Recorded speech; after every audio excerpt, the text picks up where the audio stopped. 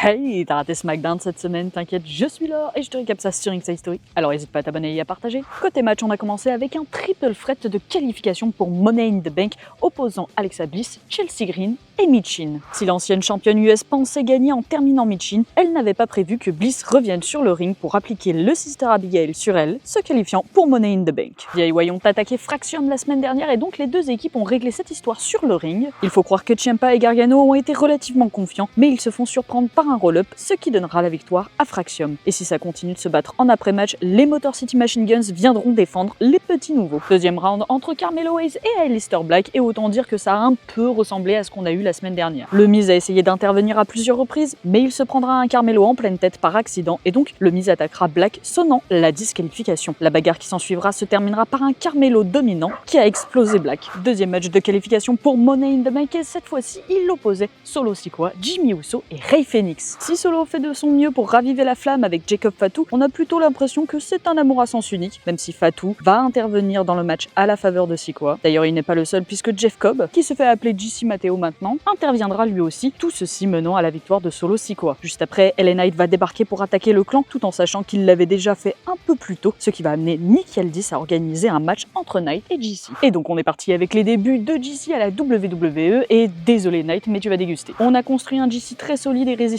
mais visiblement pas suffisamment puisque Sikoa cherchera à intervenir, poussant Knight à s'occuper d'eux, ce qui permet à JC de remporter la victoire. Et dans le main event, Tiffany Stratton a mis en jeu sa ceinture face à Nia Jax. Alors si Naomi va tenter d'intervenir, Jade Cargill sera là pour la faire fuir. Tiffy finit par placer son finisher, mais ça ne fonctionne pas. Pareil pour Jax, et donc celle-ci va tenter de tricher avec une chaise, mais ça va se retourner contre elle, menant Tiffy à la victoire, et ce qui l'a fait conserver. Côté promo, Fraxium gagne une opportunité au titre par équipe pour la semaine prochaine. Elle retrouve qui est dans le déni vis-à-vis de John Cena, l'affrontera à Saturday Night's Main Event pour le titre. Pareil, Damian Priest et Drew McIntyre termineront leur histoire samedi prochain dans un Steel Cage match. Julia fait désormais partie du roster de SmackDown, et enfin Santos Escobar essaye de convaincre Angel de ramener Berto pour effacer l'ardoise et repartir sur de bonnes bases. Et voilà, tu as tous les moments importants du show. Retrouve plus de récap et plus de contenu sur nos différents réseaux, et à la prochaine.